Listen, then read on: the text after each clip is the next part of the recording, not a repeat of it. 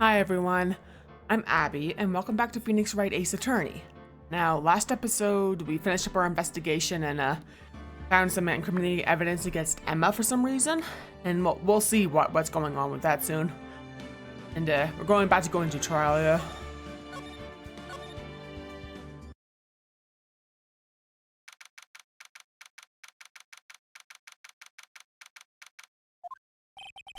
This is the defendant lobby, all right. There's no defendant. Been trying to reach Lana all morning. Where could she be? And where's Emma, for that matter? It almost seems as if something's been happening behind the scenes. Edgeworth! Knowing you've already figured it out. Who the owner of the 7777777 ID number is, that is. Well, I have a pretty strong hunch. Looks like I'm not the only one who's figured it out. You know, the only reason this trial didn't reach a verdict yesterday is because there was still room for doubt regarding this ID record. If that number does belong to him you suspect, then no doubt will remain. After all, he hasn't been officially charged with anything. True. Not yet. In any event, once all data has been removed from that list, I can call for a ruling. 5 minutes right and Chief Prosecutor Scott will be found guilty, but she didn't do it. I figured you'd say as much. That's why I came here, to hear what you have to say. It's the first time he's ever done something like this. Lana's hiding something, and the only way we'll ever know the truth is to draw it out of her. The truth? Everything goes back to the SL9 incident. Don't be stupid. Today's the last day of the trial. We don't have time to reminisce about the past.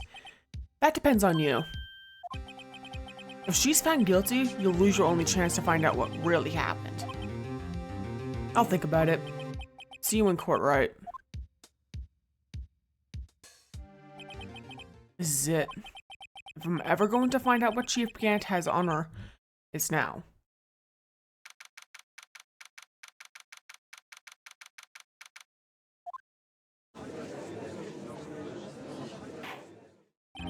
Court is now in session for the trial of Miss Lana Skye. The defense is ready, Your Honor. Prosecution is ready, Your Honor. Normally, this is when the prosecution puts forth its opening statement. But before that, the police chief has a proposal to make. Chief Gant.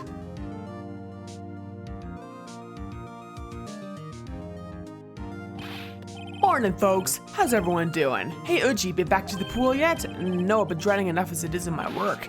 Oh, that's a good one. Don't think I can top that. If you don't mind me asking, Chief, exactly what is this proposal of yours?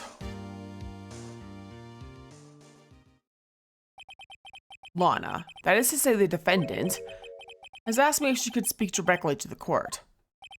She wants to do what? Having heard what she intends to say, I feel like she should be granted her request. In the end, it should save everyone a lot of time and trouble.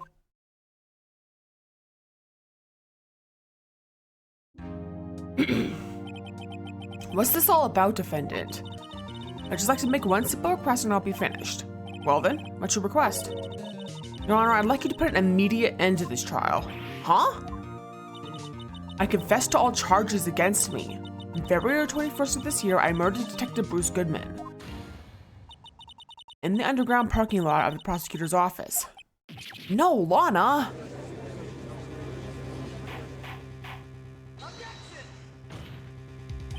You can't. Your Honor, the defendant's claim does not change the defense's plea. In that case, Mr. Wright, I no longer require your services. But Lana! Your Honor, I hereby forfeit my right to an attorney. Prosecution may lack direct evidence against me, but it has sufficiently proven its case through testimony and circumstantial evidence. I'd like you to render your verdict now, if you please. Well, the defendant clearly certainly has the right to self-representation. Request is legally valid, although this is an unprecedented situation. Indeed, it appears there's no further need to continue this trial, even if Mr. Wright may feel otherwise. This can't be happening. Here's the time for the verdict has arrived. This court finds the defendant. One moment, Your Honor. Mr. Edgeworth? The prosecution has not yet proven the defendant guilty beyond reasonable doubt. Any ruling at this stage would certainly be premature. Come now, Worthy. I understand this is a difficult time for you, but why don't you just be a good little boy and keep your mouth shut,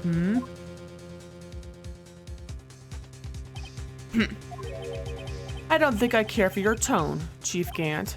What? Creating another fabrication to cover up your past mistakes? Sorry, but I'm no longer the naive little boy you would have me be. With this sudden confession from the defendant, it's obvious to me some kind of deal was struck behind the scenes.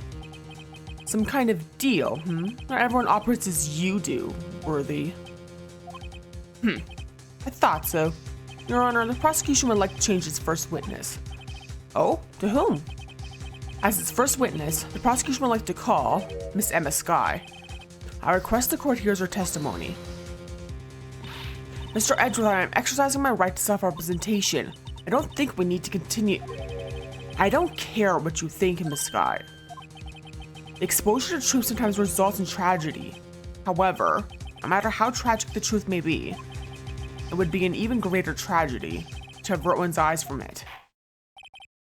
Very well, the court shall grant the prosecution's request. That's okay with you, right, Miss Chief Gant? Worthy, you'll live to regret this. Mark my words. Miss Emma Skye, please take the stand. Looks like Edgeworth has decided to take the horse by the reins. Yeah, at least she's okay, after Phoenix Wright just left her in Chief Gant's care, you know. Now the witness, please state your name and occupation. My name is Emma Skye. Occupation? I'm Lana's little sister, and I want to be a scientific investigator. 2 years ago, you encountered the serial killer Joe Dark, of the Joe Dark killings. Is this correct? Yes. I'm trying my hardest to forget about that, though. I'm sorry, but I'm afraid I'm going to have to ask you to recall those events one more time. Mr. Edgeworth, please remember this trial concerned the murder of Detective Goodman. Is an incident that was resolved 2 years ago really all that relevant? Yes, it most certainly is. Well, okay then. You sure gave in fast. Now, please testify about what happened to you 2 years ago. The trip to yesteryear has finally begun. It's bound to lead to the truth behind this trial. Poor Emma. And poor Lana, too. You can tell something's going on between the two of them. And individually and together. I was waiting in my sister's office that day. A man came running in and took me hostage. Neil Marshall rescued me, but I'll never forget what I saw in that instant. The man raised up his knife and stabbed Mr. Marshall in the chest. It's a good thing you weren't harmed. I passed out. I don't remember much.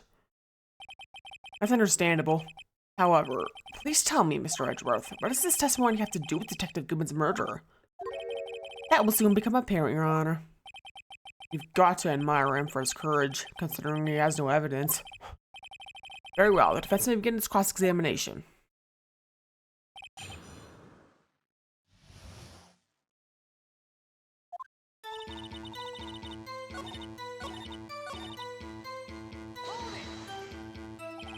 Can you tell us about that? Mr. Marshall jumped on Dark. Just then, the lights went out. The lights? It was just about this time of year. There was a terrible storm going on and lightning struck nearby. So the electricity went out?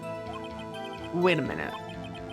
If it was pitch dark in that room, you shouldn't have been able to see anything, right?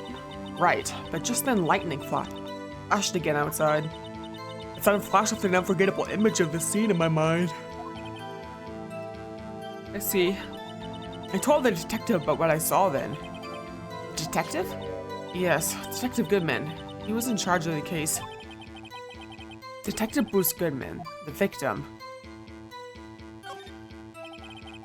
So you spoke with Detective Goodman about this 2 years ago? Yes, that's what's so scary about this trial. And you told Detective Goodman about what you saw? Yes, but at the time the words just wouldn't come out. That's why I drew a picture. A picture? Yes, I think she mentioned that before. Well, Mr. Wright, have you heard enough? This picture the witness drew, I believe it has a very important meaning. But the list of evidence that was given 2 years ago didn't contain a picture. Witness, would you mind if we add this statement to your testimony? Yes, Your Honor. I drew a picture of that scene once, but it seems to have been lost.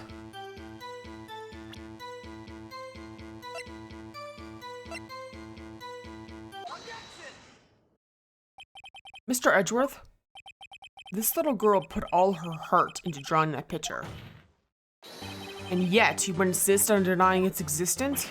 Huh? Hey, I'm not the bad guy. All I'm saying is that as the prosecutor for that case, I wasn't handled such a picture. That may well be, but that doesn't mean it doesn't exist. Behold, this is the evidence list for the SL9 incident. Please turn it over, Your Honor. Turn it over. What's this? Yes, what is that? Hey, that's it. That's the picture I drew. Indeed. Two men appear to be wrestling here. What's the meaning of this? What are you doing with that list? Me? Only the prosecutor in charge should have access to that list. Huh? These lists, they're different from each other. What? It would appear, Mr. Edgeworth, that the evidence list you were handed 2 years ago was incomplete. These two lists fit together to form one. You can see the marks here where they were torn apart from each other. So you see, Mr. Edgeworth, it's quite obvious what happened. 2 years ago, only half of the evidence in that case ever reached you. What? What? Poor Edgeworth, man. Order. But, Miss Skye, why did you draw your picture on the back of such an important list? Because that's what Detective Goodman handed me in the questioning room, Your Honor. Wait a minute. If this list was torn in half, then that means... Your Honor, are you all right, Mr. Wright? Your eyes are bulging from your head. If the evidence list was torn in half, then there might be more of the drawing on the back of Mr. Edgeworth's list. Yes, it's quite conceivable. Mr. Edgeworth? It's possible. Let's see.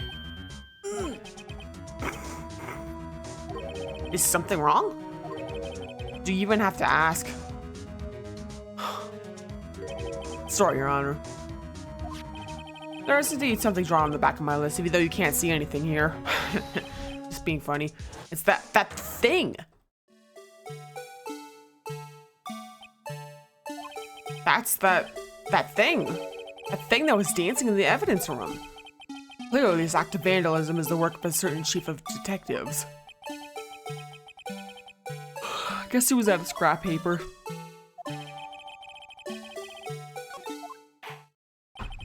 Very well. Witness, will you please testify about this picture you drew 2 years ago? Huh? Oh, yes, sir, Your Honor. What's wrong with Emma? She seemed to be thinking about something when she was looking at the picture.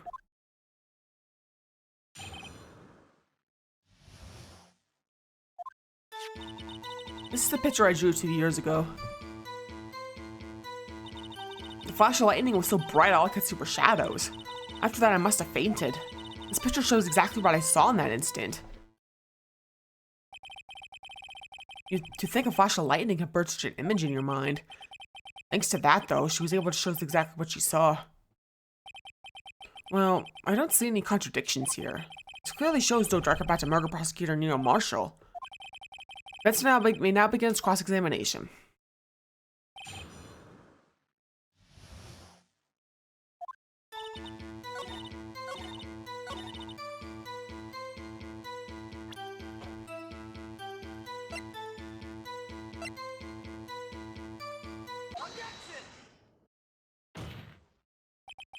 I hate to be the bearer of bad news, but this picture the witness drew contains a blatant contradiction.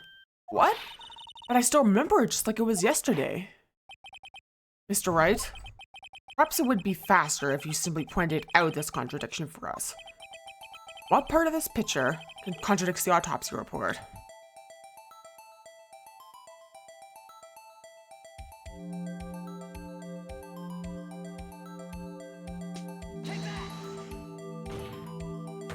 The contradiction, of course, lies here. Take a look at the knife the man is holding. If you look close, you can see its tip is broken. Even I don't have to look closely to see that, Mr. Wright. But, Mr. Wright, look at the evidence. See the murder weapon? Its tip is broken too. If I recall, the tip of that knife was found broken off from the victim's body. It was a conclusive piece of evidence that proved Joe Dark was the murderer. I'm afraid it's not so simple, Lemma. And where, pray tell, could you possibly see a problem? It's obvious, really. The victim suffered a single stab wound to the back. The victim was only stabbed that once. And the murder weapon should not yet be broken. Ah! What's the meaning of this? Perhaps the knife was broken beforehand. Sorry, but I'm afraid it's not possible.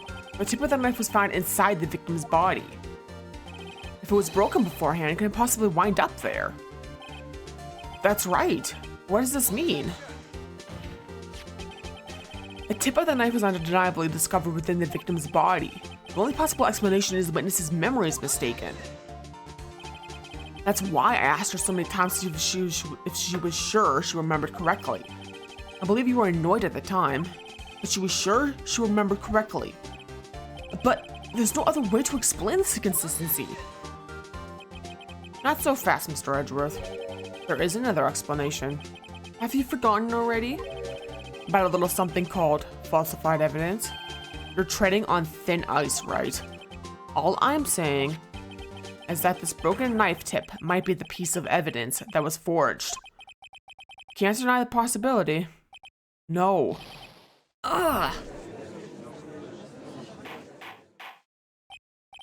Order, order, order. Are you saying the investigation really was corrupted? Your Honor, please allow me to once again go over the events that took place the day of the murder. The police department and the prosecutor's office were holding a ceremony that day. After receiving the King of Prosecutors award at the ceremony, Neil Marshall questioned Joe Dark along with Damon Gant. During his questioning, Joe Dark fled the room. Prosecutor Marshall chased after him and was killed by Dark.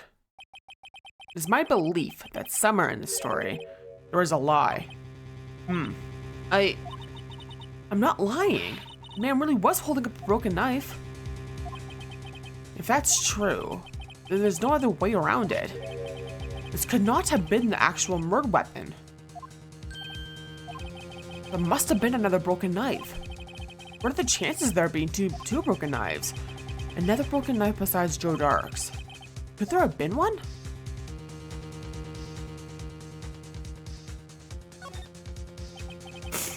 If the witness is this adamant about the accuracy of what she saw, it can't just be explained away by a simple observational error. Mr. Wright. In that instant, Emma really did see a broken knife. I assume, then, that you have some information about this other broken knife? If so, please feel free to enlighten us. The murder weapon was already broken prior to the murder. There's only one way. Take a look at this. Here's the real murder weapon.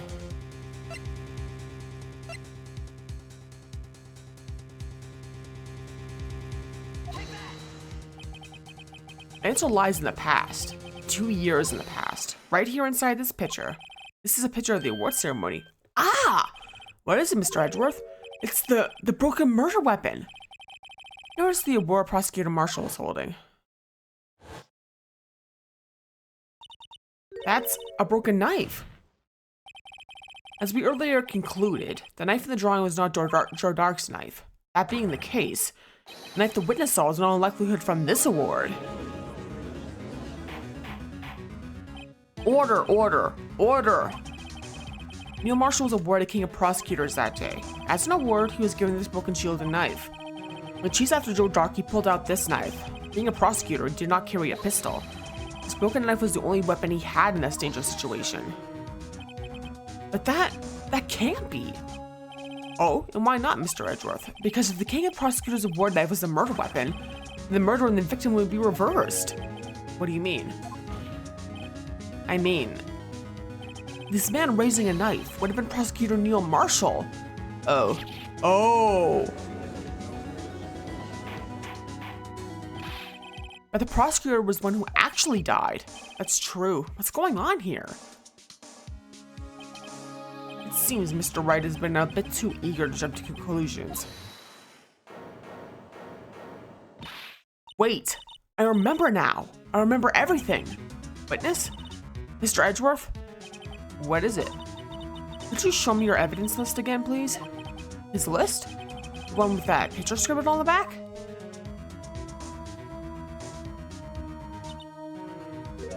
I knew it. This picture. I'm the one who drew it. What? You drew that? That's right.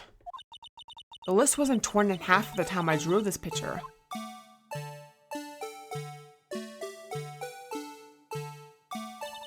All this time I've been trying so hard to forget.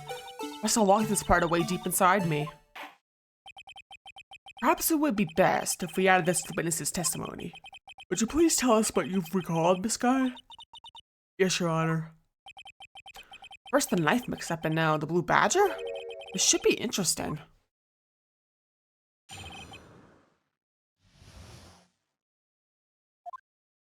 When I saw that man raise his knife, I panicked and rushed towards both of them.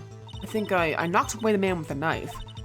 Just then there was another flash of lightning, and that's when I saw the blue badger. He wasn't in the room, but I'm sure I saw his shadow. This is certainly most unusual. Try impossible? The chief detectives hadn't even designed him until this year. That would mean he didn't exist 2 years ago. Yes, well, the defense may now begin its cross-examination. Stop! Please, don't pursue this any further. Lana, what's the meaning of this? Please remain seated in the defendant's chair. But you can't do this. I've already confessed to the crime. Why can't you just leave it at that? Chief Prosecutor Sky, we've already come this far. It's too late to turn back.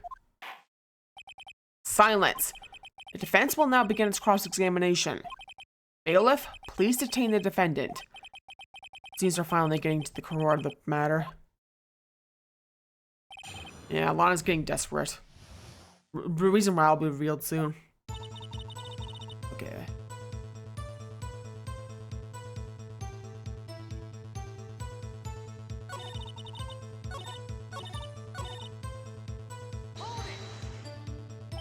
His shadow? So you mean you didn't actually see his face, but his winning smile and all? That's right, but I still remember it. It had 3 creepy horns. This is pointless. That thing couldn't have possibly existed 2 years ago. Witness must be mistaken. That may well be. What's important is that what caused her to think she saw what she did. Oh? And I suppose you have an explanation? If so, by all means, please show us what the shadow really was. What was it Emma saw when that lightning flashed? Who is this blue badger, really? The blue badger hadn't even been jumped up when Emma drew this picture, but she's certain she saw his shadow. Ladies and gentlemen, it is the defense's belief that on that fateful day 2 years ago, there indeed was something that looked similar to the blue badger. Something that is now sitting in this very room. Mr. Wright! In this room? Very well, Mr. Wright. What is it that the witness saw in that instant? Please show us the mysterious blue badger look-alike.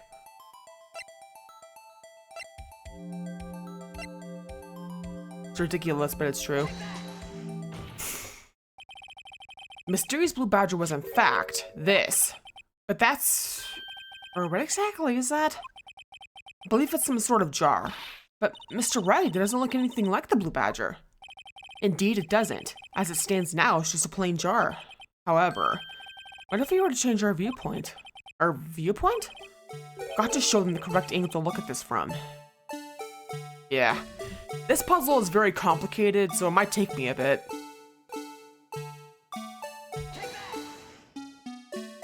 There we go. Well, is this a miracle or what? Pretty contrived, isn't it, though? No one can possibly deny this jar's resemblance to the blue badger. No.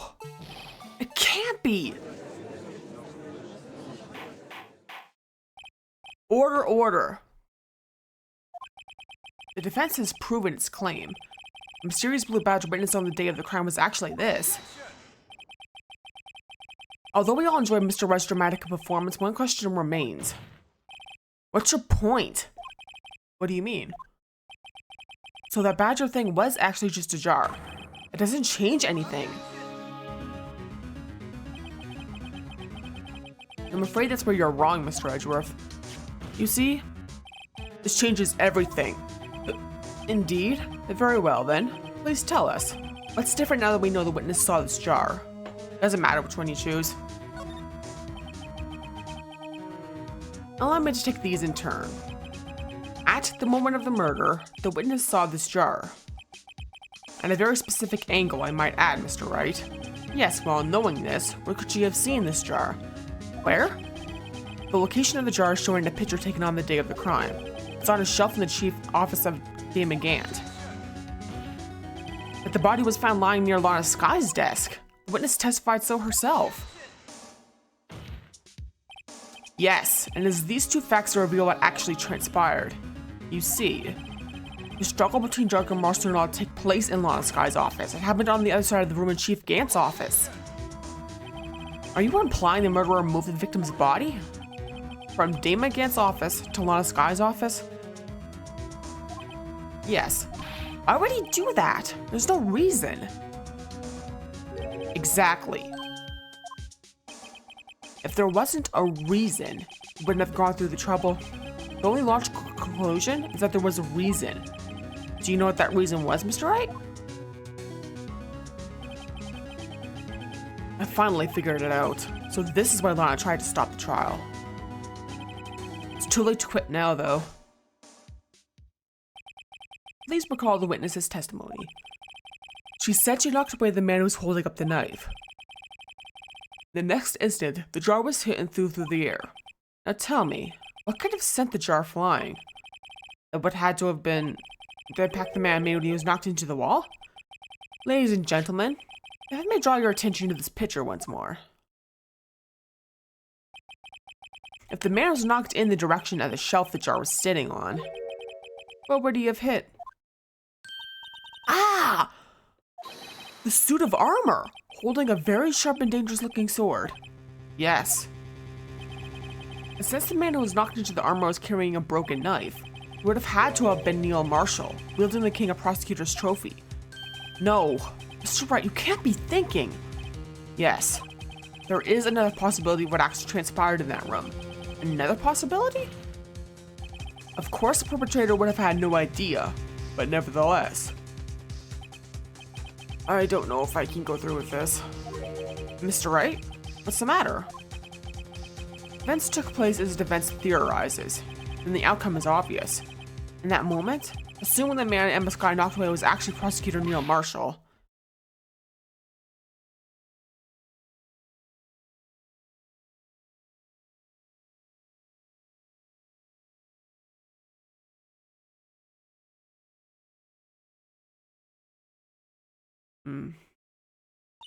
You mean Mr. Marshall died because of me? No! Poor Emma. Yikes. I never imagined our testimony would lead to this. So it was the witness who took the victim's life, and then proved so with her own testimony. This is unprecedented.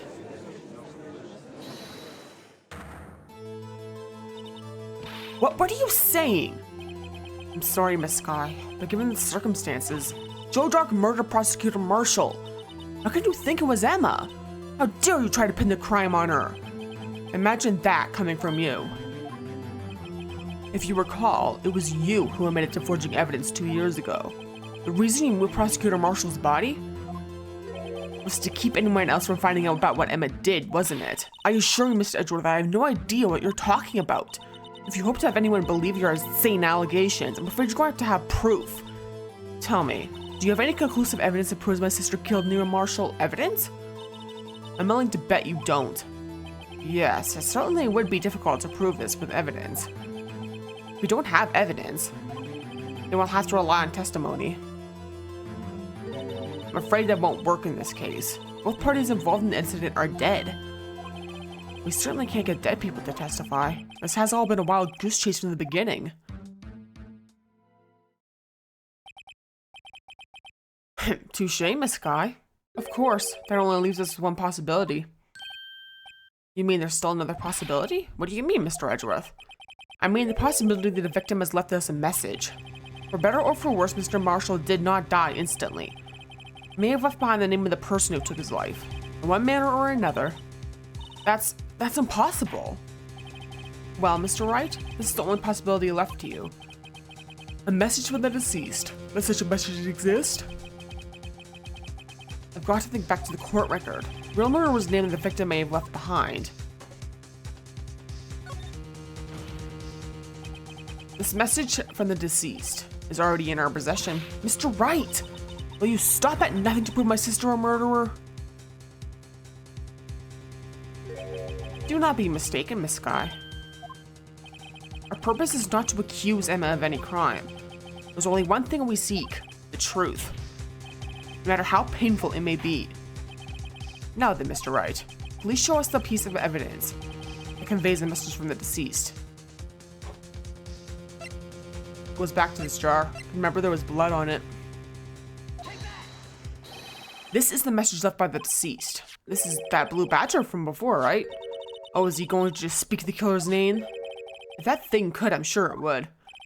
Looks like everyone's forgotten this is just a jar. A message was left here, on the surface of this jar. What do you mean? If you look closely, you can see a faint trail of blood on this jar. It looks like someone wiped the blood away. Yes, but notice. For some reason, the blood on some of the fragments were not wiped away. Yes, there is a line here, drawn in blood. What you're saying is these dots were once lines. Prosecutor Marshall did not die instantly. He used the few precious moments left to him to leave behind a message. One that someone apparently wiped away. The blood must have seeped into the jar where the lines changed directions. Precisely so. All I need to do is connect these points, and the victim's message will become apparent. No! Mr. Wright, what kind of message did the victim leave for us? Your Honor, I believe these bloodstains will reveal to us the answer. Got to connect these dots to make letters. Only one thing the victim would have written, given the circumstances. His murderer's name.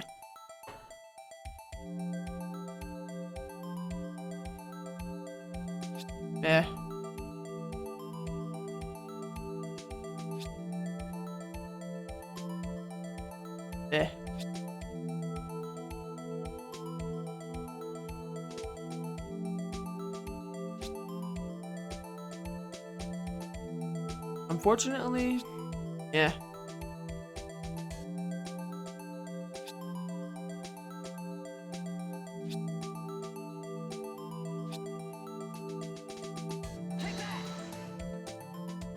Emma, that's what it spells. It's a defense attorney's duty to prove the client's innocence. Well, all I've been thinking about is saving Lana. After all my efforts, I never thought it would turn out like this. Emma.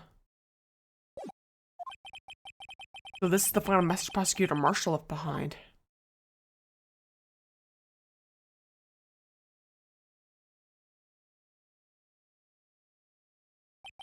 Of all people. She may not have meant it. But in the end, the one who took the victim's life was Emma Skye.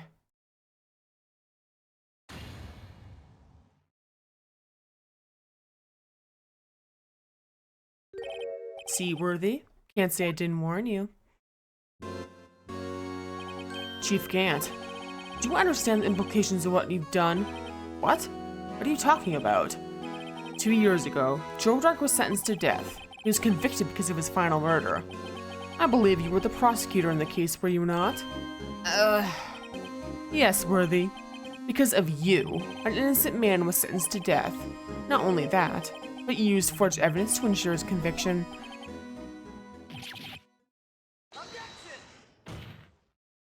But Joe Dark really was a serial murderer. That's undeniable. I'm afraid that's not important. Didn't you know? We aren't defenders of justice. What? We're merely keepers of the law. Sentencing a man to death is no light matter, even if there wasn't any cover-up or evidence forgery. Ultimately, the responsibility falls on the prosecutor in charge. Despite what anyone may say, this fact cannot be denied. What's going on at the prosecutor's office? They might have sent an innocent man to his death. How could he just stand there like it wasn't his fault? Order, order, order, order. Gavel's pounding fell on deaf ears. Unable to settle the crowd, the judge declared a recess. Where this trial is headed, no one knows. Yeah, trust me, it's not even over yet. Still 2 more trial parts to get through. Believe it or not, yeah. So, yeah, thanks for watching. Feel free to like and comment and subscribe, and check out my Twitch and Ko-Fi and Twitter/X. And next episode, trust me, there's still some more crazy stuff to come. Yeah, I know it's hard to believe, but yeah, it's true. So look forward to that, and peace off.